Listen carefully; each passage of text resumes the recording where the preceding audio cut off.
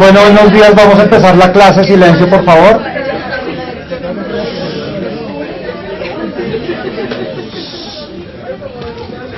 ¿Alguien me cierra esa puerta, si es tan amable? O come o entra, pero fresco.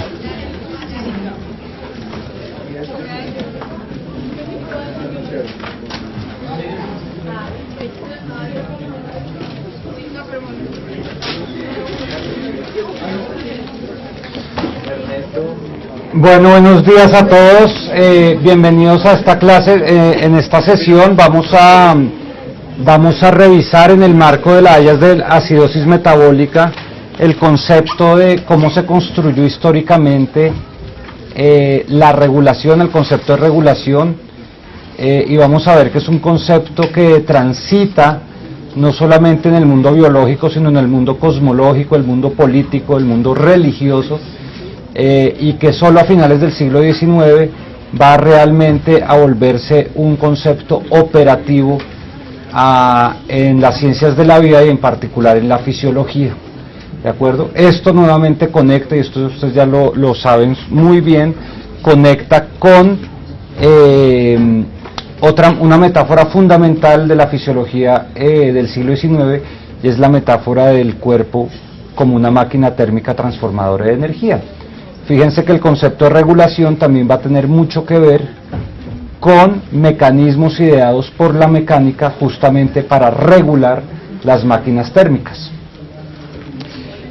Por lo tanto, esta va a ser la historia de una metáfora. Alguna vez Jorge Luis Borges dijo que la historia universal era la historia de unas cuantas metáforas. Una de ellas, considero yo, es justamente la metáfora del cosmos, la sociedad y el cuerpo humano como una máquina. Lo que pasa es que a lo largo del tiempo el concepto de esa máquina se va a ir transformando, ¿de acuerdo? Entonces empecemos rápidamente con esta sesión. Hagamos un recorderis de lo que ustedes vieron el semestre pasado. Acuérdense que es en el siglo XIX que surge una medicina científica, una medicina donde el laboratorio se convierte en el lugar privilegiado para producir conocimiento médico y fisiológico, y es un momento donde la supremacía de la medicina francesa se ve desplazada, como ya lo hemos visto, se ve desplazada hacia Alemania, donde se conjugan institutos de investigación fisiológica, investigación química en las universidades y en los procesos de aprendizaje de los médicos. Acuérdense que en Francia, aunque se van a crear grandes instituciones de investigación de laboratorio, por lo general a lo largo del siglo XIX van a permanecer relativamente aisladas de las universidades, y la formación médica en Francia pues va a seguir teniendo una clara, digamos, orientación clínica. Es en Alemania donde una serie de investigadores van realmente a integrar la práctica médica con la investigación en el laboratorio. Y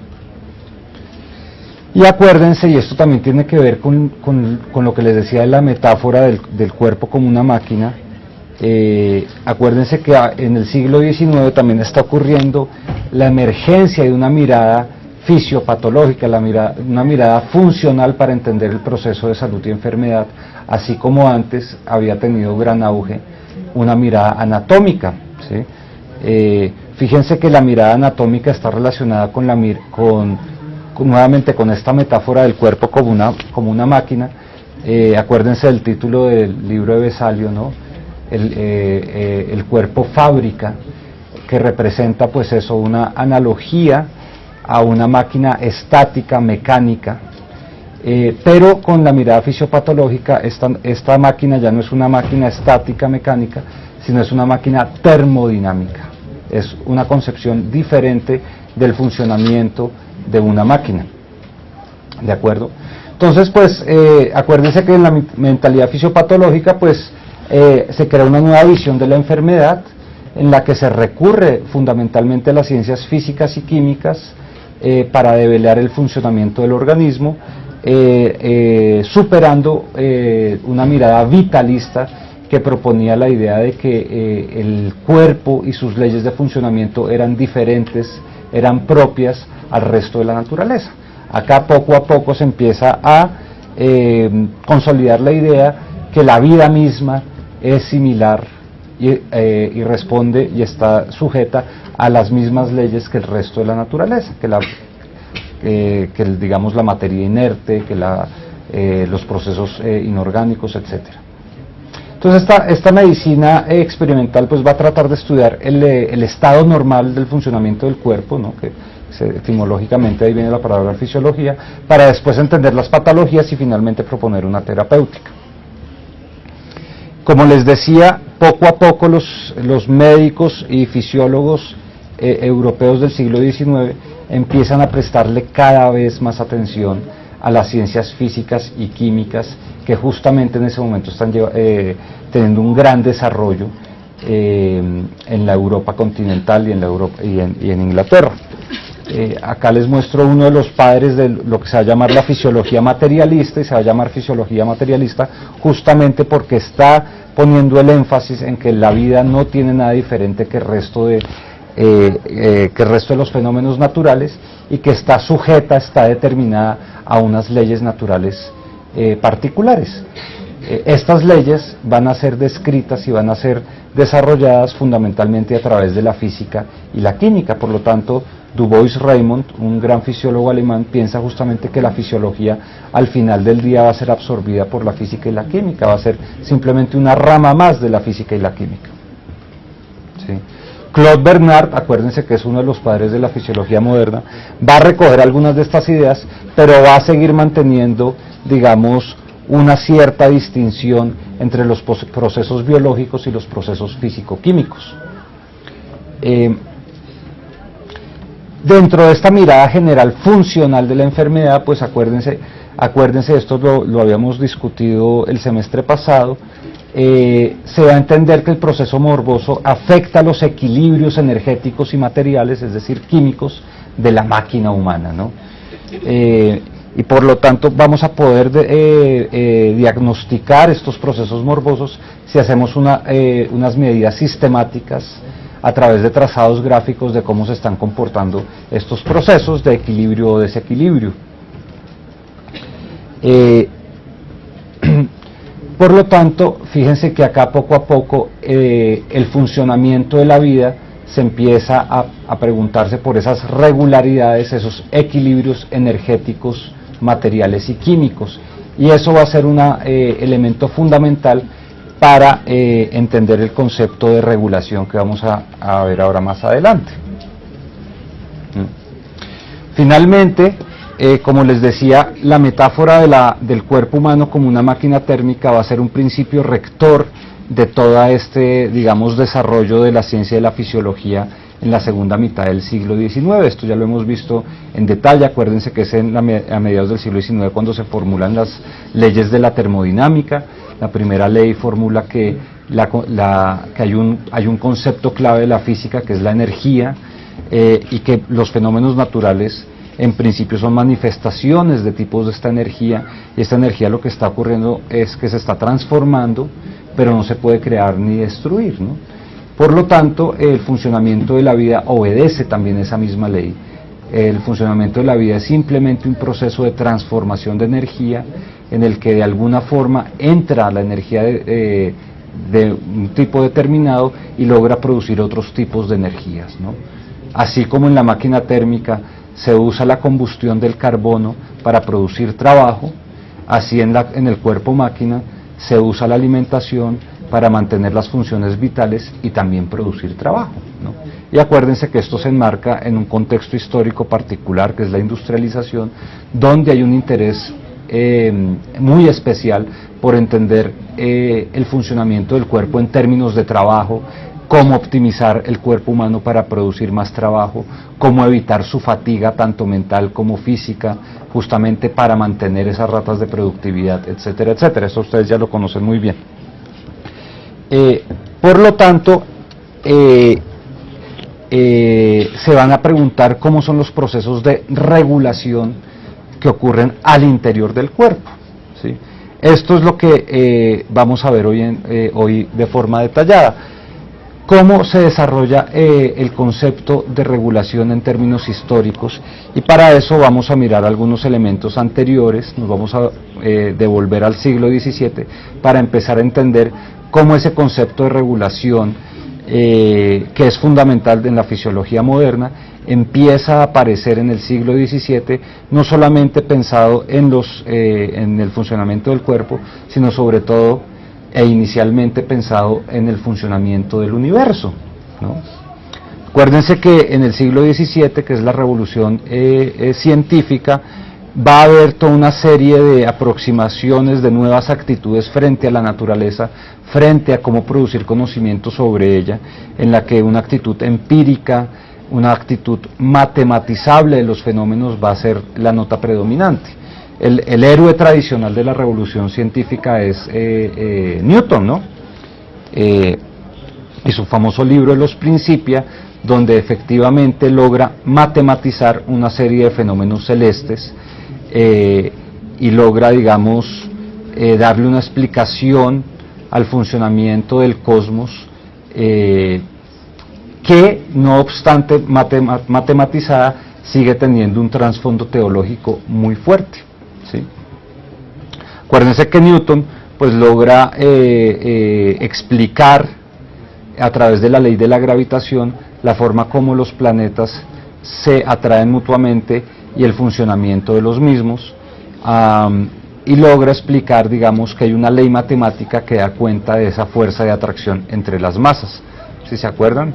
La fuerza de atracción entre dos masas es igual a una constante multiplicada por las masas de los dos cuerpos dividido el radio al cuadrado, es decir, la distancia al cuadrado entre esas dos masas, ¿sí? Por eso nosotros estamos pegados a la Tierra, ¿sí? Si ustedes van a la Luna es menos densa, por lo tanto esa fuerza de atracción es menor y por eso uno salta un poco en la Luna, ¿no? Está más ligero en la Luna, ¿cierto? Pero en esa época, pues no solamente Newton era uno de los científicos importantes de la época, sino había toda una serie de pensadores que empiezan a cuestionar algunos supuestos de Newton. Uno de ellos es un filósofo natural alemán llamado Leibniz.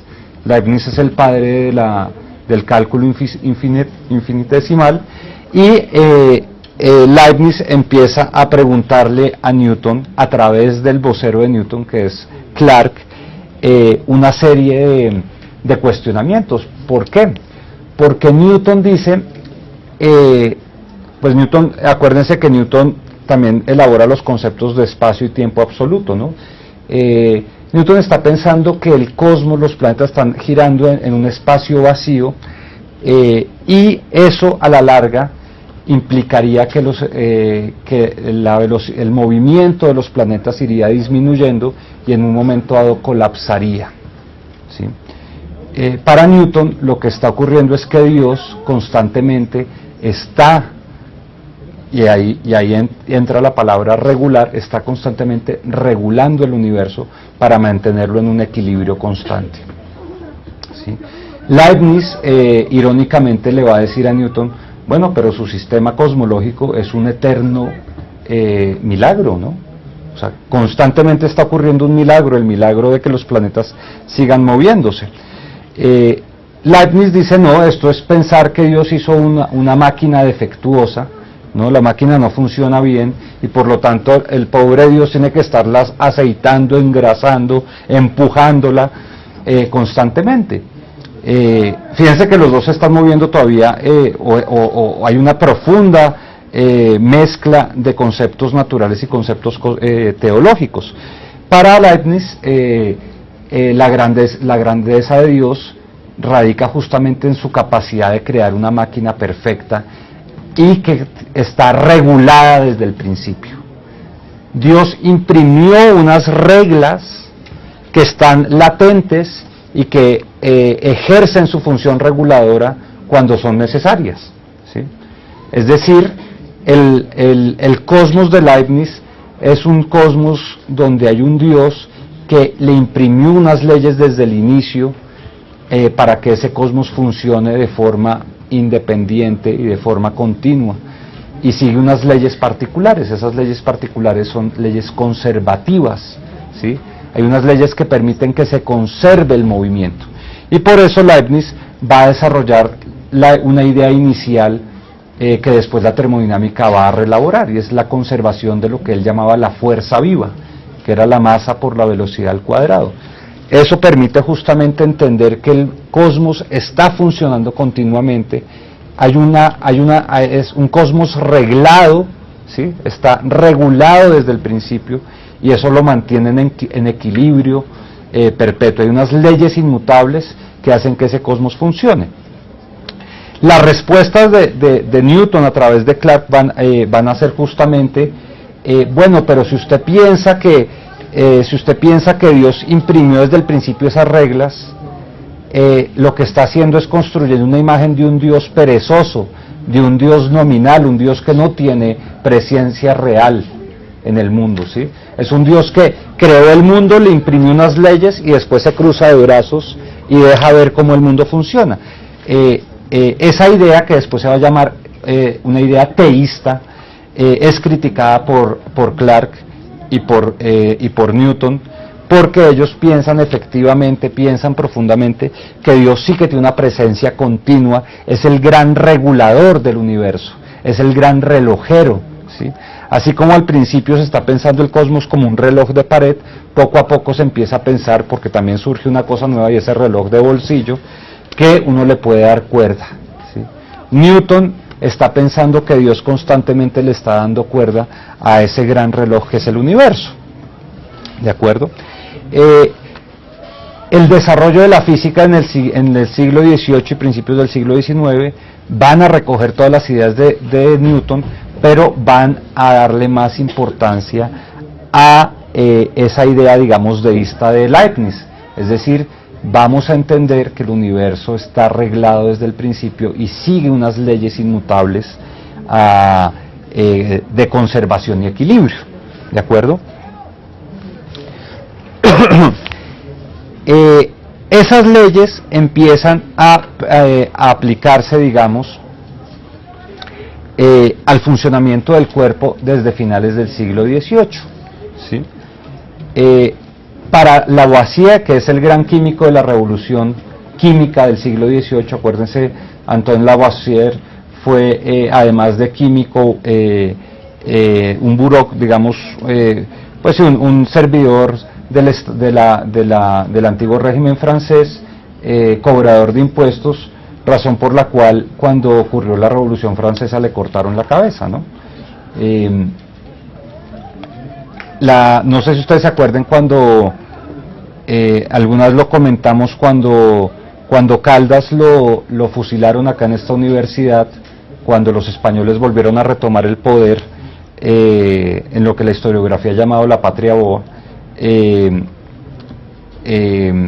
Caldas implora perdón diciendo que es un científico y que le den unos días más de vida para terminar unas mediciones que está haciendo, y cuenta la leyenda que digamos, general español, en un acto de oscurantismo, le dijo: España no necesita de sabios, ¿no? Y lo mandó fusilar. Pues resulta ser que el primero que dijo eso fue Lavoisier. Lavoisier le dijo a sus verdugos justamente lo mismo: oiga, yo soy un científico, estoy haciendo una serie de investigaciones, por favor no me maten. A lo cual los representantes de la Revolución Francesa le dijeron: Francia en este momento no necesita de sabios, y le cortaron la cabeza con la guillotina. En todo caso, anécdotas aparte, Lavoisier empieza a entender ya el cuerpo no solamente como un reloj mecánico al cual hay que darle cuerda, y ya no es solamente ese Dios el que le está dando cuerda, sino ahora el cuerpo es una máquina de combustión, una máquina de fuego, ¿sí? Es una máquina de fuego que tiene 3 reguladores principales y que empieza a indicar la idea, aunque en la mente de Lavoisier todavía no se va a desarrollar del todo, pero es un primer indicio de que el mismo cuerpo tiene unas capacidades internas para regularse frente a las condiciones externas. Lavoisier habla de tres reguladores o tres gobernadores principales del cuerpo. La respiración, ¿no?, que produce justamente el calor animal, por eso estamos siempre a 37 grados centígrados. La transpiración, que mantiene la temperatura del cuerpo constante, ¿sí? Es la primera vez que después esto se va a sofisticar mucho más, pero en ese momento se le asigna fundamentalmente a la transpiración esa capacidad que tienen los seres superiores de mantener constante su temperatura, a diferencia de los animales, por ejemplo, de sangre fría, ¿no? Una lagartija se tiene que estar moviendo, buscando el calor, la sombra, para tratar de regular su temperatura. Y finalmente, el tercer gobernador es la digestión, la cual restituye a la sangre las pérdidas debidas a las dos otras funciones, ¿de acuerdo? No obstante, Lavoisier es todavía un personaje del siglo XVIII y está pensando en términos hipocráticos, ¿de acuerdo? Esos procesos reguladores están dados desde siempre, han sido reglados, como piensa Leibniz, desde siempre, y por eso, dice Lavoisier, muchas veces la función del médico, el arte de curar del médico, es justamente dejar que la naturaleza se enfrente, ¿no? Es dejar que la naturaleza se enfrente consigo misma para lograr esos procesos de equilibrio que están dados de antemano. Es volver a un estado de conservación que se había creado desde el principio, ¿sí? Es decir, el concepto de regulación sigue siendo un concepto conservador en el sentido de conservar unos elementos iniciales y no todavía una relación aleatoria entre el organismo y el medio exterior, que es lo que le va a permitir, o es lo que, digamos, en el siglo XIX va a empezar a tomar fuerza, articulado además a través de una historia natural que ya no es estática como la de Linneo, sino evolutiva, es decir, histórica como la de Darwin, ¿de acuerdo? Otro ejemplo de ese tipo de regulaciones, fíjense que acá se está aplicando el concepto de regulación a Dios, el gran regulador del mundo, ¿sí? Al cuerpo, el cuerpo mismo tiene regulaciones, y la misma naturaleza también tiene regulaciones. Una de ellas es, por ejemplo, el mantenimiento de la población de los animales, las plantas y en general los seres vivos.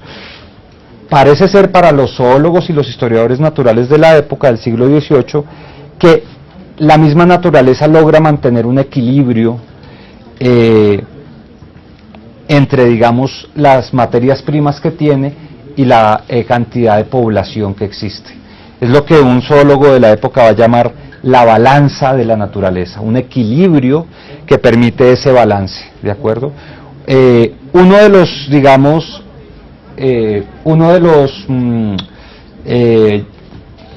antecesores de Darwin y que influyó en el pensamiento de Darwin, Thomas Malthus, Malthus va justamente a desarrollar esa idea del equilibrio en la naturaleza, esa balanza en la naturaleza, justamente al decir, en las poblaciones siempre la rata o la tasa de crecimiento poblacional es mucho más alta que la tasa de la capacidad que tiene esa población de producir alimentación, y por lo tanto en algún momento va a haber más población de lo que alimentación hay para que requiere esa población, y por lo tanto se va a generar un equilibrio, y ahí es cuando Malthus introduce el concepto de la existencia o de la supervivencia del más fuerte.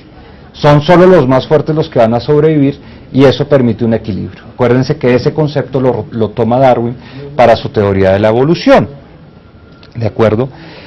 Pero Malthus también ya empieza a decir, los gobiernos, las mismas sociedades humanas, tienen que empezar a instituir mecanismos de regulación para mantener ese equilibrio, ¿sí?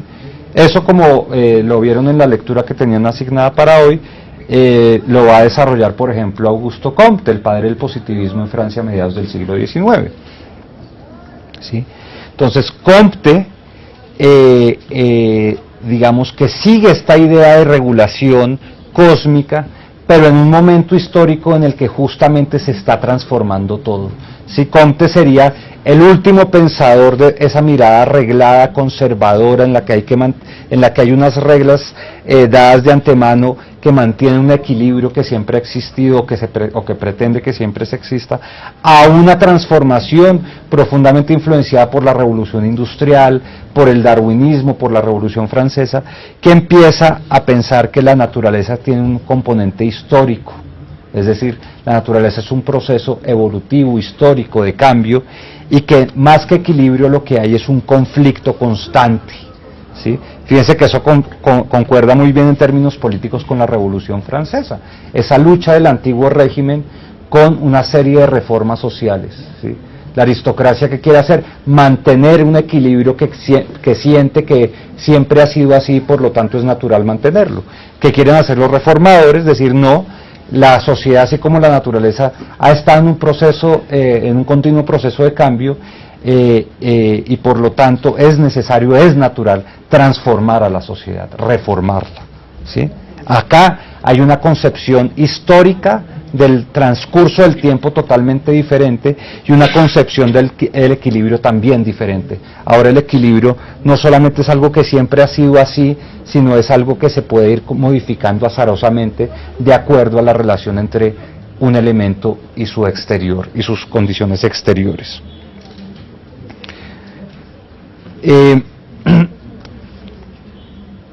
¿Sí? Es en este contexto de la máquina térmica, es en este contexto de la revolución industrial, es en este contexto de las revoluciones sociales que están ocurriendo en el siglo XIX, que el concepto de regulación empieza a adquirir un nuevo significado, ya no solamente como ese proceso para alcanzar un equilibrio, sino un proceso que permite adaptaciones de acuerdo a las variabilidades exteriores, ¿sí? Fíjense cómo, por ejemplo, y esto también va a ser muy famoso en el siglo XVIII, en el siglo XVIII va a haber una fascinación por la construcción de autómatas, que eran como unos robotcitos que podían hacer un montón de cosas, ¿sí? Digamos, el desarrollo tecnológico del siglo XVIII fue tan increíble que lograban construir autómatas que podían escribir sobre un papel. Acá no tengo imágenes, pero se las podría, digamos videos, pero existen videos todavía, por ejemplo en museos de Francia, de Suiza, donde todavía estos autómatas del siglo XVIII funcionan y tienen una precisión mecánica impresionante, ¿no? Por ejemplo, hay uno muy famoso que escribe una carta de amor, así todo mecánico, y efectivamente la escribe, ¿no? A punta pues de lo que había en el siglo XVIII, pequeños mecanismos, ruedas dentadas, fuelles, ¿sí? Es como el del ajedrez. Exactamente, este es el del ajedrez, el que está acá justamente en la ¿cómo es que se llama? No me acuerdo, de hecho hubo dos, ¿no? Hubo uno que finalmente se descubrió que era una farsa, y era un jugador de ajedrez mecánico que le ganaba a todo el mundo y generó pues digamos una conmoción pública, como así que un autómata le estaba ganando a los jugadores de ajedrez de la época, pero después se descubrió que había una persona escondida ahí debajo, ¿no? Y entonces pues le decía al autómata qué tenía que hacer. Pero de todos modos, la sofisticación técnica para producir estos movimientos, estos jugadores movían las manos, cogían fichas, era una digamos, un desarrollo tecnológico increíble para la época, ¿no? Que tenía mucho que ver con la construcción de relojes cada vez también más sofisticados, relojes mecánicos. Pero de todos modos, fíjense que acá este es un cuerpo mecánico estático, ¿sí? El cuerpo, entendido ahora como una máquina termodinámica, es un cuerpo dinámico, funcional. Cambia fundamentalmente el concepto rector de lo que es una máquina. La máquina termodinámica es una máquina que se regula, que tiene una serie de funciones que permiten su funcionamiento, valga la redundancia. Es una máquina que se preocupa por el saber cuánto le entra y cuánto le sale, y qué pasa en el interior para transformar eso que le entra y le sale, ¿sí? La máquina mecánica es una máquina estática, es como la fábrica de Vesalio. Digamos, es decir, la metáfora del cosmos y el cuerpo como una máquina permanece, lo que transforma es el saber y la concepción de cómo funciona esa máquina, ¿sí? pero las mismas dinámicas de esa regulación no estarían también como penetradas por una ley, o sea, reguladas por una ley que anteceda, y eso no sería como más de lo mismo, pero en otra forma. Claro, pero entonces fíjese cómo Leibniz está pensando en eso, es decir, hay unas leyes inmutables impresas de antemano en el cosmos, y el cosmos siempre ha sido el mismo. ¿Sí? Lo que hace es mantener un equilibrio dentro de unos ciertos parámetros, y esas leyes lo que hacen es regular todo el movimiento de los planetas para mantener ese equilibrio. ¿Sí? Fíjense que en el siglo XIX, digamos, la teoría de la evolución es un reflejo de eso. Las leyes políticas, la forma como se concibe la política, empieza a entender que la historia del universo no es algo estático, equilibrado, sino es algo que se ha ido transformando profundamente, ¿sí? Entonces, pues la idea de la evolución, de que primero hay unas formas de vida muy simples que poco a poco se van complejizando, hacen que el concepto de historia entre en la biología. O sea, el concepto del transcurso del tiempo, donde hay unos cambios fundamentales. Entonces, siguen existiendo unas leyes naturales que dan cuenta de esas transformaciones, ya te doy la palabra, pero digamos que esas leyes ayudan a regular el funcionamiento de la vida del cosmos, pero dentro de un proceso de constante cambio, ¿sí? Ya no es estático, ya no es lo mismo todo el tiempo, ¿sí?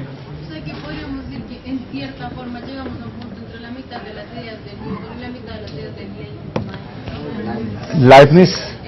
Porque uno por un lado pensaba que él mismo se autorregulaba, pero por el otro también necesita que alguien lo esté moviendo, porque pues bueno, cada uno se puede autorregular, pero al mismo tiempo tú necesitas del exterior para poder autorregularte, ¿me hago entender? Sí, no, lo que ocurre es que digamos que lo que va a ocurrir con la fisiología del siglo XIX es que las ideas de Leibniz se reelaboran con las ideas de Darwin.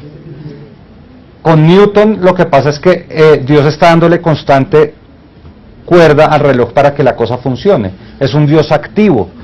¿Por qué? Pues porque Newton entendía que así debería ser Dios.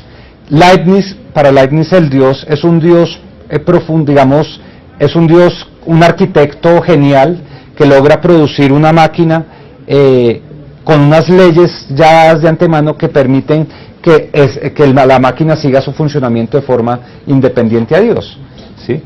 Con Darwin, por dar un nombre, hay muchos personajes ahí, con Darwin se recogen las ideas de Leibniz, ¿sí?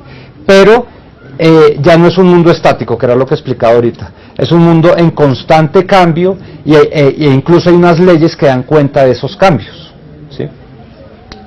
¿Sí?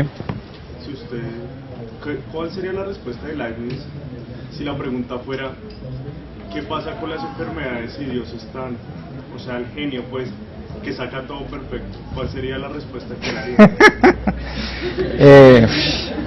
Pues yo creo que Leibniz y personajes de la época de Leibniz justamente siguen con lo que les decía esta mirada hipocrática, y es que efectivamente la misma naturaleza, ¿no?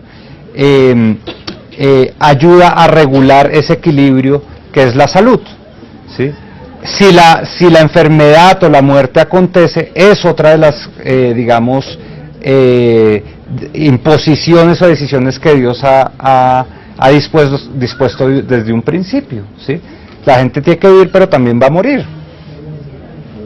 Emilio, ahí tienes un comentario. Un elemento muy interesante, porque es que para el griego laico, la naturaleza es el regulador. O sea, la naturaleza es divina, absoluta, eterna, reguladora y autorregular.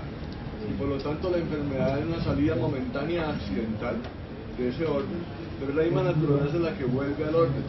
El médico interviene solo para apoyar a la naturaleza en su dieta y con su ejercicio y con todas las cosas para que el orden se pueda restablecer, pero no es el médico el que cura. Es la naturaleza. Es la naturaleza. Pero lo que pasa con Santo Tomás, en la Edad Media, es que cuando Santo Tomás nombra al director de una comisión que está encargada de cristianizar a Aristóteles, porque con la llegada de los árabes a Europa y la entrada de los textos árabes a Europa y los textos griegos que vienen con los árabes, entra un Aristóteles pues laico, un Aristóteles que el elemento fundamental regulador es la naturaleza, y entonces el Dios cristiano parece que no cabe allí. Lo que hace Santo Tomás, estudiando la física de Aristóteles, estudiando los textos árabes, es mostrar cómo el primer motor de Aristóteles, que es el que mueve o el que desencadena todos los movimientos del mundo, es Dios. Y por lo tanto es allí, sobre ese nuevo Aristóteles tomista, que se montan de alguna manera todas las teologías posteriores medievales, y entonces Dios aparece como el gran regulador que reemplaza a la naturaleza. Allí, en la idea cristiana, la enfermedad no es una anomalía del sistema, es una prueba que Dios le manda a los hombres para que tengan fe y puedan entonces, digamos, ser capaces de aguantar la enfermedad, sufrir la enfermedad y salvarse. Posteriormente sé que la enfermedad cambia de sentido, que es el cristianismo. Y eso es lo que se va a modificar completamente cuando volvemos a una perspectiva naturalista y materialista de los fenómenos del mundo, mediados por la física y la química, donde ya la naturaleza vuelve a ser ese regulador, ¿sí? Y reemplaza a ese Dios newtoniano y a ese Dios leibniziano, que de alguna manera tiene un tinte más protestante y otro un tinte más católico.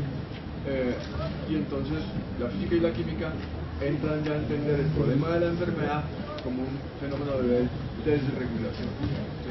Está fallando el regulador por alguna cosa, y entonces el médico ya tiene una postura activa porque lo que hace es intervenir en sí para restablecer esa regulación. Ya no es la naturaleza la que regulariza, ya no es Dios el que interviene, es el médico que de un criterio renacentista entiende que él tiene una capacidad de transformar la naturaleza y puede actuar sobre ella modificando sus cursos. Para eso la física y la química son las herramientas fundamentales. Entonces, además también de todo este debate, digamos, cosmológico, teológico, que le da un sentido particular al concepto de regulación, van a entrar también unos desarrollos tecnológicos que van a influir profundamente en el concepto de regulación biológica. Uno de ellos, y esto también lo habíamos comentado superficialmente el semestre pasado, es el famoso gobernador o regulador de Watt.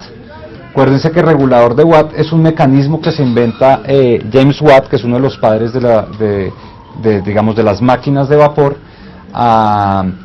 para justamente regular la presión de las calderas de las máquinas de vapor. O sea, acuérdense que una máquina de vapor tiene una caldera donde se calienta agua, esa agua pues se evapora, hay un vapor que está a gran presión, y ese es el vapor que finalmente mueve el émbolo de la máquina como tal, y esta máquina pues genera movimiento, y este movimiento se transmite a lo que sea. El regulador de Watt lo que hace es evitar que haya una persona ahí parada, ¿sí? El Dios que le está dando cuerda al universo, evitar el mecánico que está pendiente constantemente de la máquina, por un mecanismo de autorregulación, ¿sí? Si la presión aumenta peligrosamente, acuérdense que ¿qué pasa si estas dos bolitas empiezan a girar así? Se elevan, ¿cierto? Entonces estas dos bolitas se empiezan a elevar en la medida que la presión aumenta la velocidad del funcionamiento de la máquina, y por lo tanto estas bolitas se empiezan a elevar cada vez más. Si se elevan más allá de cierto ángulo, abren una válvula, como ven acá, es un mecanismo que abre esta válvula, con lo que le baja la presión a la máquina, por lo tanto la velocidad de operación disminuye y todo vuelve a su normalidad, ¿sí? Entonces ahí ya no hay un mecánico, no hay un relojero, no hay un ingeniero pegado a la máquina todo el tiempo para ver cómo funciona, para evitar que salga de un equilibrio que le podría dañar su funcionamiento, sino que se crea un mecanismo de autorregulación. Fíjese, se llama autorregulación porque el mismo mecanismo capta que se está saliendo de unos límites y hace que eso vuelva a sus límites iniciales, ¿sí? Pareciera que fuera como un ser inteligente, ¿no? Pero es un mecanismo mecánico que permite justamente esa regulación de la máquina. Esa regulación de Watt empieza a digamos, a utilizarse en la fisiología del siglo XIX, y ahí es cuando, digamos, aparece esa idea de que hay una serie de adaptaciones entre el organismo y el medio circundante, el medio externo, que están regidas por las mismas leyes de funcionamiento de las máquinas, las leyes termodinámicas, ¿sí? Sí, a finales del siglo XIX, tanto la vida como el funcionamiento de las máquinas quedan subordinadas a las leyes de la termodinámica. Entonces acuérdense que la primera ley es la ley de la conservación de la energía, como lo acabamos de comentar, y la segunda ley, que se llama la entropía, va a ser además una ley fundamental posteriormente para la biología. Es la idea de que en todo sistema cerrado hay una tendencia hacia el desorden, ¿cierto? ¿Se acuerdan de eso?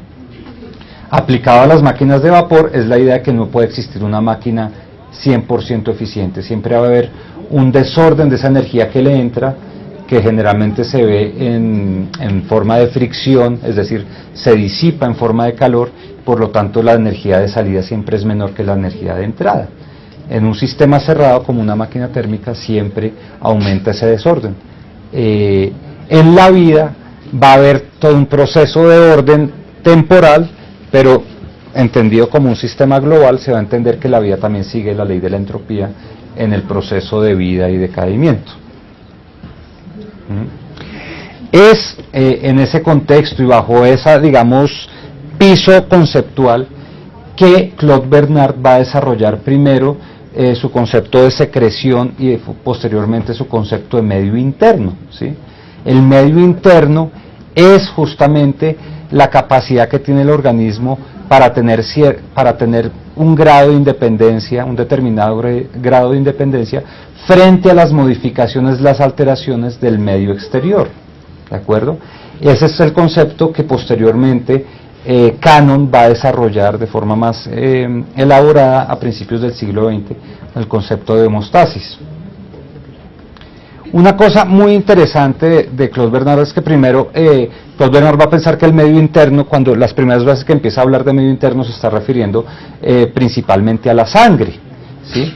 Y una de las preguntas que se está haciendo, y esto también tiene que ver con esa mirada fisiológica de la que hablábamos hace un rato, es preguntarse qué mecanismo permite que la temperatura de la sangre se mantenga constante independientemente de la temperatura exterior, ¿no?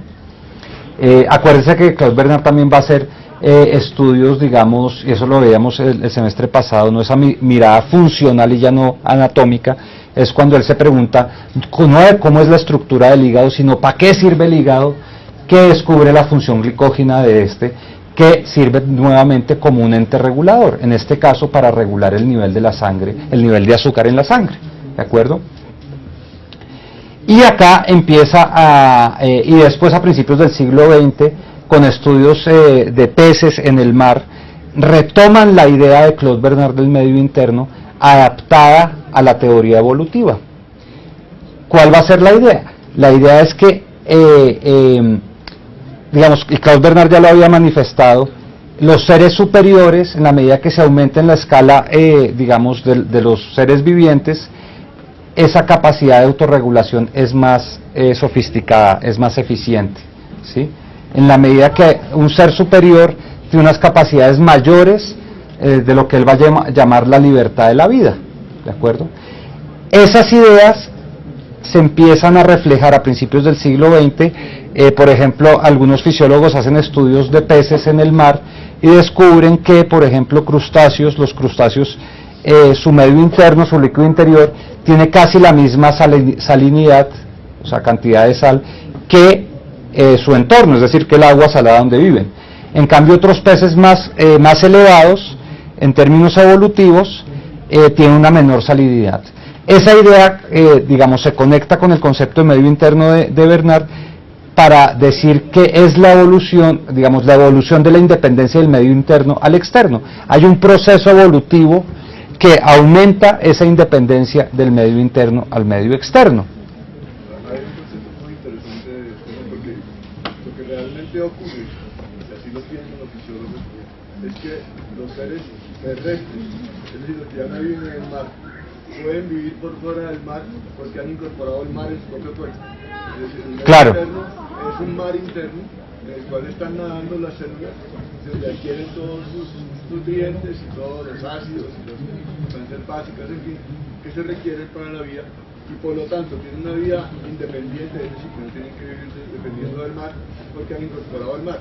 En el proceso evolutivo, ese mar interno va cambiando, ¿no? Va disminuyendo la salinidad, se va volviendo más fisiológico en el sentido de que permite mejores condiciones de vida. Y aumenta esa independencia. Uno de los ejemplos en los que se va a conectar eso, y que va a conectar además con estudios de fisiología en América Latina, va a ser lo que posteriormente se va a llamar la fisiología de las alturas. Fíjense que una de las preguntas que empiezan a generarse algunos fisiólogos europeos de mediados del siglo XIX, desde esa perspectiva, es cuáles son los procesos de regulación que sufre el cuerpo para adaptarse a la vida en las alturas. Y no es una pregunta, digamos, ingenua o llamémosla así, meramente neutral, científica. Es una pregunta que está atravesada por intereses políticos y económicos. Algunos de los principales fisiólogos que empiezan a hacer estas preguntas son fisiólogos franceses que se van a México a ver qué pasa con la vida más en condiciones de más de 2.000 metros de altura, justamente porque están en un proceso de, pues están tratando de conquistar parte de México, ¿no? Lo mismo va a ocurrir a principios del siglo XX con algunos fisiólogos ingleses y norteamericanos que se están preguntando nuevamente este tipo de cuestiones, interesados incluso subvencionados por grandes compañías mineras norteamericanas que están empezando a explotar minas a grandes alturas en América Latina, particularmente en Chile y en Perú. ¿Sí? Ese por un lado va a ser un factor, digamos, de interés para el estudio de la fisiología de este tipo. En el siglo XVIII, acuérdense que es a finales del siglo XVIII que se crean grandes globos aerostáticos y las personas que viajan en esos globos empiezan a sentir ciertas condiciones particulares cuando va aumentando gradualmente la elevación. Este es un grabado de finales del siglo XIX que alcanza una altura impresionante de 11.000 metros, y pues ven las condiciones en las que están estos dos personajes, Glaisher y Coxwell. La pregunta de cómo afecta al organismo las alturas, pues es una pregunta que se venía dando desde hace mucho tiempo. Por ejemplo, en el siglo XVIII, Humboldt, cuando visitó América, habla de todas las consecuencias que siente cuando visita el Chimborazo, ¿no? Sensación de fatiga, dolor de cabeza, vómito, etcétera, etcétera. Pero poco a poco se empiezan a preguntar cuáles son los procesos de aclimatación, como los van a llamar en esa época, y que hoy fundamentalmente conocemos como incremento de la respiración profunda, es decir, la ventilación, gracias a quimiorreceptores que permiten un aumento del índice de respiración, el incremento de las células rojas como otro mecanismo de regulación que compensa la falta de presión del oxígeno en el aire, y actualmente también se habla de incremento de enzimas que permiten también que las células puedan transportar mejor el oxígeno. Como les decía, y lo que hablamos ahorita de Claude Bernard, de ese medio interno como un proceso evolutivo adaptativo, se empiezan a finales del siglo XIX a preguntarse por cuáles son en esa época todavía, acuérdense, se utiliza el concepto de raza, cuáles son las razas que mejor se han adaptado a la vida en las alturas. Y de hecho se hacen estudios comparativos entre habitantes nativos, por ejemplo, del Tíbet, y habitantes nativos de acá de los Andes, ¿sí? Y se llega a la conclusión que es posible que los tibetanos hayan sufrido un proceso de adaptación evolutiva más prolongado, y por lo tanto están mejor adaptados a la vida en las alturas. ¿Por qué? Porque se encuentra que tienen un menor grado de policitemia, es decir, de producción de glóbulos rojos, y tiene una mayor ventilación. ¿Eso porque digamos que está ocurriendo? Pues ahora lo explico. De hecho, uno de los discípulos de Claude Bernard Paul Bert va a ser uno de los fundadores de la fisiología de alturas, en la que no solo va a hacer experimentos en montañas viendo cómo es el funcionamiento del cuerpo, sino incluso va a crear máquinas para poder simular o reproducir los efectos de las grandes alturas. Esta, por ejemplo, es una cámara de hipopresión que baja la presión para ver cómo funciona el cuerpo en esas condiciones, ¿sí? Y Paul Bert pues va a ser, digamos, va a estar auspiciado por otro fisiólogo de la época que se llamaba Jourdanet. Jourdanet va a viajar a Yucatán, va a hacer una serie de experimentos en México y va a, digamos, legitimar su mirada racista, racializada de la época a través de esta fisiología de las alturas. Entonces, para Jourdanet, por ejemplo, efectivamente en las alturas hay una degeneración no solamente física, sino mental, ¿de acuerdo? Los habitantes nativos, Jourdanet todavía no tiene muy claro cuáles son los procesos de regulación del cuerpo para aclimatarse a las alturas, y por lo tanto dice que hay un proceso degenerativo. Los habitantes nativos de las grandes alturas tienen una capacidad física e intelectual menor que los habitantes de las bajas alturas. Ahí, a finales del siglo XIX, una serie de fisiólogos latinoamericanos van a empezar a contravertir y problematizar eso. Uno de ellos, que va a jugar un papel muy importante, digamos, va a ser olvidado por la historia, pero va a jugar un papel importante en el desarrollo de estas ideas de regulación, va a ser Daniel Vergara Lope, un fisiólogo mexicano, que va a proponer la ley de compensación. ¿Sí? Hay una ley de compensación a través justamente de la respiración, de la producción de glóbulos rojos, que permite regular el organismo frente a las condiciones de las grandes alturas, donde la presión del oxígeno es menor. La presión del oxígeno en el aire y después en el organismo la presión del oxígeno en la sangre. Daniel Vergara Lope, entonces, pues digamos que dentro de un contexto nacionalista mexicano, va a cuestionar la idea europea de que las razas que viven en las alturas están degeneradas racialmente. Y además, y eso también lo discutíamos en alguna ocasión el semestre pasado, va a problematizar la idea de que la normalidad fisiológica sea una normalidad universal. ¿Por qué cuando hablamos de normalidad fisiológica siempre los manuales de texto usan para construir esa normalidad fisiológica un grupo de personas europeas? Deberíamos construir nuestra propia normalidad, ¿sí? Porque ¿qué ocurría? Cuando los médicos empezaban a adoptar este tipo de ideas y hacer estudios fisiológicos, terminaban comparándolos con la media para saber si era normal o anormal, si era normal o patológico, pero esa media provenía generalmente de Europa, ¿sí? Desde estudios anatómicos hasta estudios fisiológicos, existió siempre ese problema político de la comparación y de la definición de la normalidad y lo patológico, ¿sí? Entonces, por ejemplo, ¿cuál es la estatura media normal de la población? Pues depende. Si la comparaban con los, con los nórdicos, pues los colombianos seríamos anormales porque estábamos por debajo o por fuera de esa normalidad. Pero es que tenemos que construir nuestra propia normalidad, ¿no? Lo mismo va a ocurrir con las mediciones fisiológicas.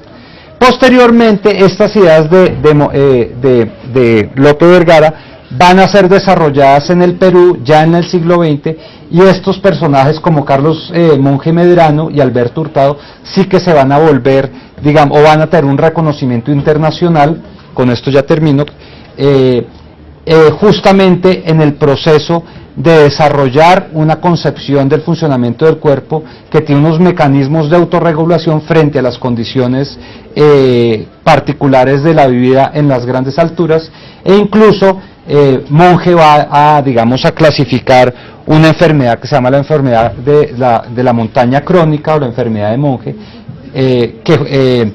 que mostraba un poco ese desarreglo adaptacional a las grandes alturas y que se podía corregir bajando la altura. Bueno, con esto entonces terminamos. Simplemente quise mostrarles al final este ejemplo de la fisiología de las alturas, que además va a tener un desarrollo muy grande acá en América Latina por cuestiones evidentes, que ejemplifica muy bien esa mirada de la búsqueda de los mecanismos de regulación que tiene el cuerpo para adaptarse a las variabilidades del medio exterior. Pues muchas gracias y nos vemos el próximo semestre. Que estén muy bien, hasta luego.